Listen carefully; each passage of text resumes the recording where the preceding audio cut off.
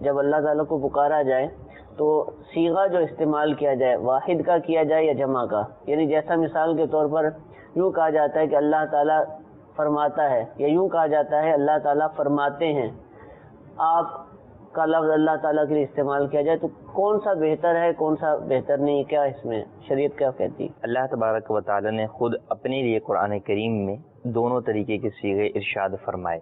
ٹھیک ہے. کہیں پر تو اللہ تبارک و تعالی نے جو ہے وہ واحد کا صیغہ استعمال فرمائے جیسے هو اللہ احد، اور کہیں پر جمع کے صیغے استعمال فرمائے جیسے کہ فرمایا انا نحن نزلنا الذکر و انا لہ لحافظون، کہ ہم نے قرآن کو نازل کیا، ہم اس کی حفاظت کرنے والے ہیں.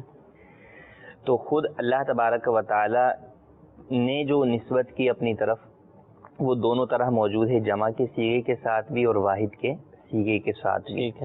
ہاں قرآن پاک کے اندر یا دیگر دعائے معصورہ کے اندر جو احادیث میں یا قرآن پاک میں وارد ہوئی ہیں، ان میں اللہ تبارک و تعالیٰ کو جو مخاطب کیا گیا، اللہ تبارک و تعالیٰ کو جو پکارا گیا، جو صیغہ استعمال کیا گیا وہ واحد کا صیغہ استعمال کیا گیا. یعنی عربی کے اندر جو ہے وہ جو صیغہ ہے، امر کا جو وہ صیغہ ہے یا التجا کا یا دعائیہ صیغہ ہے، وہ دونوں طرح کے صیغے جو ہے وہ موجود ہیں، لیکن اللہ تبارک و تعالیٰ کے لیے جو ہے وہ واحد کا جو ہے وہ صیغہ استعمال کی گئی. جیسے اہدنا الصراط المستقیم، کہ اے اللہ تو ہمیں جو ہے وہ سیدھا راستہ چلا. یہاں پہ جو اہدی ہے یہ جو ہے وہ واحد کا صیغہ ہے.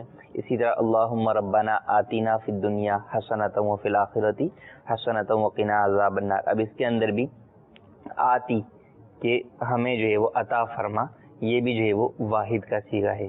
تو جتنی بھی دعائیں معصورہ ہیں ان سب کے اندر تقریباً جو ہے وہ واحد کے صیغے استعمال ہوئے ہیں. اب اللہ تبارک و تعالیٰ نے جو اپنے لیے جمع کے صیغے استعمال فرمایا وہ اس طور پر کہ اس کے اندر جو ہے وہ عظمت کا جو ہے وہ اظہار ہے کہ ہم نے جو ہے وہ یہ کام کیا، تعظیم کا جو ہے تکبر ہے، بڑائی ہے. جی اللہ تبارک و تعالیٰ کی جانب سے بڑائی کا جو ہے وہ اظہار ہے، اور بڑائی اسی کو جو ہے وہ ذیبہ ہے.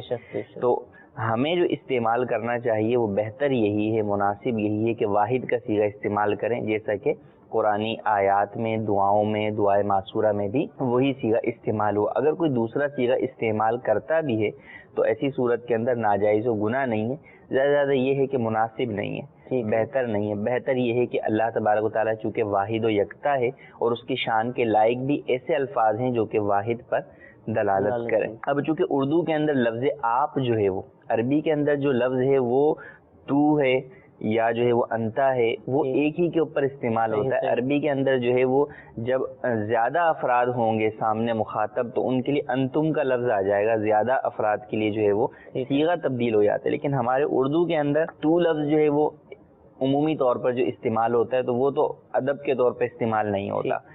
ادب کے طور پہ کسی کے لیے استعمال کرتے ہیں تو آپ استعمال کرتے ہیں، اور آپ کا لفظ ہمارے ہاں جو ہے وہ واحد کے لیے بھی استعمال ہوتا ہے اور زیادہ افراد کے لیے بھی، جمع کے لیے بھی استعمال ہوتا ہے. تو دونوں کے لیے استعمال ہوتا ہے. تو ممکن ہے استعمال کرنے والا جو ہے وہ اللہ تبارک و تعالیٰ کے لیے، بعض لوگوں کو یوں بھی ہوتا ہے کہ تو کا لفظ جو ہے وہ ہم استعمال کر رہے ہیں اللہ کی بارگاہ میں، تو کہیں یہ بے ادبی تو نہیں ہے، ہم آپس میں تو کسی کو تو سے نہیں بلاتے، ہم تو جو ہے وہ آپ کہہ کر جو ہے وہ بلاتے ہیں. تو اللہ تبارک و تعالیٰ کو تو کے ذریعے سے پکارنا یہ جو ہے وہ بے ادبی نہیں ہے، کہ اللہ تبارک و تعالیٰ کی شان کریمی کی یہ لائق ہے کہ بندہ اس کو واحد کے صیغے سے جو ہے وہ پکارے. تو اب ہمیں چاہیے کہ پکارے اللہ تبارک و تعالیٰ کو واحد کے صیغے سے، جیسا کہ تقریباً تمام ہی جو ہے وہ دعائے معصورہ اور آیات قرآنیہ میں پکارا گیا ہے. لیکن اگر کوئی دوسرا جمع کے صیغے سے بھی پکارتا ہے، فرماتے ہیں کہتا ہے یا آپ کہتا ہے، تو اس کے اوپر کوئی حکم جو ہے وہ نہیں لگے گا، جبکہ وہ واحد ہی کی نیت رکھتا ہے. ادب کا پہلو اس کے پیش نظر ہے. اگر وہ واقعتاً صیغے سے مراد بھی وہی لیتا ہے جو کہہ رہا ہے وہ، اصل میں کوئی بھی مسلمان سے تو یہ متصور نہیں ہے کہ وہ جو ہے وہ جمع کا. میلاد شریف کا موقع ہو یا اس کے علاوہ نعت شریف ہم پڑھتے ہیں، نعتوں کے اندر جو ذکر مدینہ بہت زیادہ ہوتا ہے، اور مکہ پاک کا یا کعبہ شریف کا ذکر بہت کم ہوتا ہے. تو کیا یہ غیر مناسب تو نہیں ہے؟ یہ سوال ہے. دیکھیں، نعت کہتے ہی نبی کریم صلی اللہ علیہ وسلم کی جو ہے وہ تعریف و توصیف اور ثنا کو ہیں، اور اللہ تبارک و تعالیٰ کی حمد و ثنا جس میں ہوتی ہے وہ حمد کہلاتی ہے. جب حمد ہوتی ہے تو کئی ایسی حمدیں ہیں جن کے اندر جو ہے وہ کعبۃ اللہ شریف کا ذکر ہے، مکے کا جو ہے وہ ذکر ہے. ٹھیک ہے. نبی کریم صلی اللہ علیہ وسلم کی جب نعت ہے، تعریف و توصیف ہے، تو مدینۃ النبی جو ہے وہ مشہور ہے کہ اس مقام کا نام ہی نبی کریم صلی اللہ علیہ وسلم کے نام آپ کی نسبت سے ہی جو ہے وہ مدینہ پڑ گیا، تو اس لیے اس کا تذکرہ جو ہے وہ زیادہ ہوتا ہے. تو جو جس چیز کا جو مقام اور محل ہے اس اعتبار سے اس کا تذکرہ ہوتا ہے. تو نعت کے اندر جو ہے وہ مدینہ کا اس لیے ذکر ہوتا ہے کہ نبی کریم صلی اللہ علیہ وسلم کے گویا کہ جو ہے وہ اب موجودہ آپ علیہ الصلوۃ والسلام کی جو ہے وہ روضہ مبارکہ کے اعتبار سے کہ وہ بھی جو ہے وہ مدینہ میں ہے، اور آپ علیہ الصلوۃ والسلام نے جو ہے وہ ایک بہت بڑا عرصہ ہجرت کے بعد جو ہے آپ نے مدینہ منورہ میں گزارا. تو یوں موقع اور محل کی مناسبت سے مدینہ کا تذکرہ ہوتا ہے. اس کا یہ مطلب نہیں ہے کہ جو ہے وہ کعبہ شریف کا جو ہے وہ ذکر نہیں ہے یا مکے کا ذکر نہیں ہے تو وہ جو ہے وہ غیر مناسب ہے، ایسا نہیں ہے. جیسے آپ دیکھ لیں کہ جن چیزوں کے اندر کعبۃ اللہ شریف کا ذکر ہے، جن حمد کے اندر، ان میں عرفات اور مزدلفہ کا ذکر نہیں ہے. تو اب یہ مطلب نہیں ہے کہ جناب عرفات اور مزدلفہ کی جو ہے وہ کوئی حیثیت نہیں ہے. عرفات اور مزدلفہ کا اپنا جو ہے وہ مقام اور اپنی فضیلت ہے، لیکن کوئی ایک مقام ہوتا ہے، کوئی ایک موقع اور محل ہوتا ہے جس نسبت سے جو ہے وہ کوئی نہ کوئی چیز ذکر کی جاتی ہے. اور ویسے بھی مکے اور مدینہ کے اندر فضیلت کے اعتبار سے دیکھیں تو مدینہ جو ہے وہ مکے سے جو ہے وہ افضل ہے. یہاں تک فرمایا کہ جو نبی کریم صلی اللہ علیہ وسلم کے روضہ مبارکہ میں وہ زمین کا حصہ ہے جس سے آپ علیہ الصلوۃ والسلام کا جسم مبارک جو ہے وہ مس ہے، وہ کعبۃ اللہ شریف سے بھی جو ہے وہ افضل ہے. تو اس اعتبار سے فضیلت کے اعتبار سے بھی دیکھیں تو مدینہ کو فضیلت حاصل. ٹھیک ہے، ماشاء. ایک جملہ بولا جاتا ہے اللہ تعالیٰ عز و جل کے لیے سخی بادشاہ. ہمارے پاکستان میں اردو بولنے والے یہ جملہ استعمال کرتے ہیں یا دیگر زبانوں والے بھی کہ اللہ سخی بادشاہ ہے. تو کیا یہ جملہ، یہ لفظ استعمال کرنا اللہ کے لیے صحیح ہے؟ اللہ تبارک و تعالیٰ کا ذاتی نام تو اللہ ہے، البتہ اس کے صفاتی نام بہت سارے ہیں جنہیں اسماء حسنہ جو ہے وہ کہا جاتا ہے. اللہ تبارک و تعالیٰ نے قرآن مجید میں ارشاد فرمایا وَلِلَّهِ الْأَسْمَاءُ الْحُسْنَى فَادْعُوهُ بِهَا، کہ اللہ کے اسماء حسنہ ہیں تو اسے اس کے ان اسماء حسنہ کے ساتھ پکارو. بہت سارے اسماء حسنہ اللہ تبارک و تعالیٰ کے صفاتی نام جو ہے وہ قرآن پاک میں بھی آئے اور بہت سارے احادیث طیبہ کے اندر بھی بیان کیے گئے. عمومی طور پر آپ دیکھتے ہیں کہ قرآن پاک کا جو ابتدائی گتہ ہوتا ہے ہمارے ہاں، اس میں جو ہے وہ 99 نام لکھے ہوتے ہیں. تو یہ فقط 99 ہی نہیں ہے، اللہ تبارک و تعالیٰ کے صفاتی نام بہت زیادہ ہیں. ٹھیک ہے، ان میں سے چند جو ہے وہ یہ لکھے ہوئے ہوتے ہیں.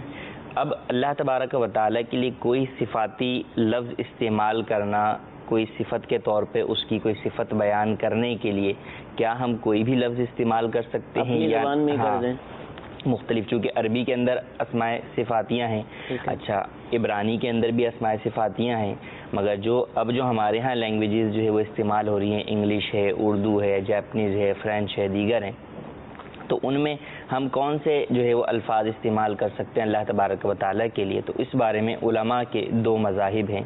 بعض علماء تو یہ فرماتے ہیں کہ قرآن و حدیث میں جو نام اللہ تبارک و تعالیٰ کے آئے ہیں فقط وہی استعمال کر سکتے ہیں، اس کے علاوہ دیگر نام آپ استعمال نہیں کر سکتے.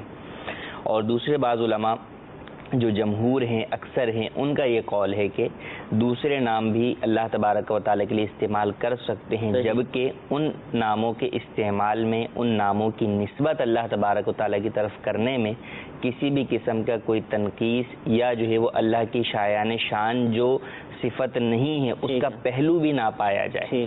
اگر شبہ بھی جو ہے وہ پایا جاتا ہے تو ایسی صورت میں وہ لفظ استعمال نہیں کر سکتے. وہ لفظ ٹھیک ہے لیکن وہ اس کا ایک دوسرا معنی بھی جو ہے وہ موجود ہے، تو اس لیے اس کو استعمال سے منع کیا جائے گا.